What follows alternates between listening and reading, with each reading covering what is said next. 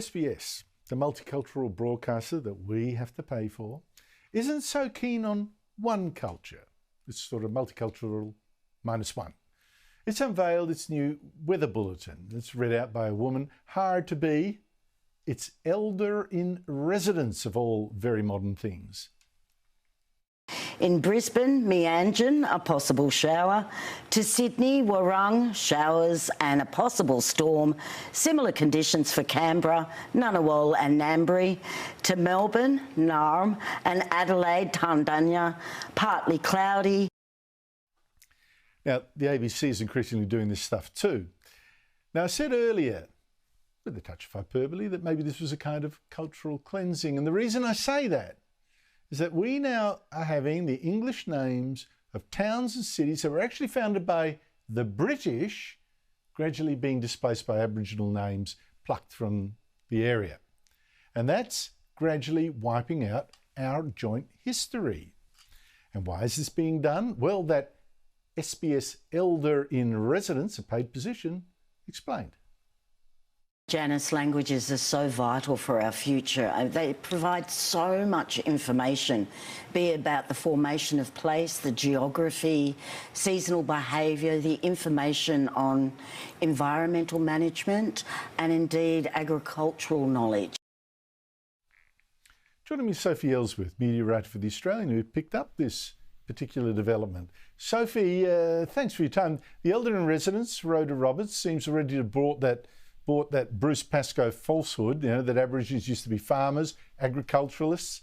But does her explanation sound persuasive that by calling Brisbane, say, for example, Meanjin, that we then understand better Aboriginal agriculture, Aboriginal environmental concepts and other Aboriginal culture?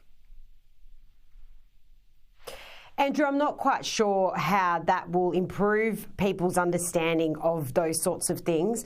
SBS is a multicultural broadcaster with a lot of people watching that station that have English not as their first language. I think this could possibly confuse them.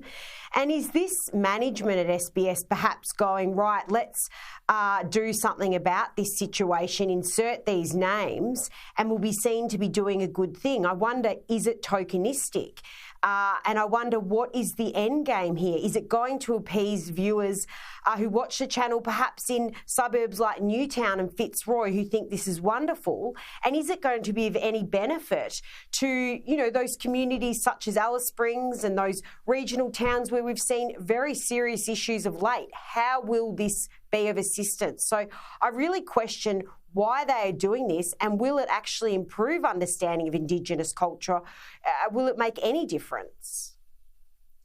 Well, I think it'd probably make a lot of people sick of being nagged at. I mean, the propaganda is incredible. I mean, I'll give you another example. SBS early this month hired an Aboriginal lawman, Leslie McLeod, to cleanse its entire Artarmon headquarters. It's taking 3 hours to go room to room, I guess, burning leaves. And an email to staff explained, well, Leslie McLeod is going to conduct a smoking of the entire SBS Artarmon site to help cleanse away the past few years and bring us together. Sophie, what I don't get here is why the SBS is funding this sort of pagan superstition. I mean, do they really believe it's going to do all this stuff? When Aborigines, most of them, are actually Christians. And only 2% say they follow the traditional Aboriginal religions. And I bet that 2% doesn't include many SBS workers.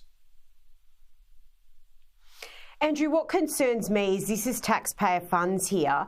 And I think it's a lot of managers who have jobs in the inner cities who think we're going to make these changes or adopt these approaches and will be seen to be doing the right thing. And I worry that it is tokenism. And it's not going to make a scrap of difference. So I don't know that changing weather names is going to make any changes at all to people's understanding of Indigenous culture. But if that's what they think it will do, let's wait and see if it does make a big change, Andrew.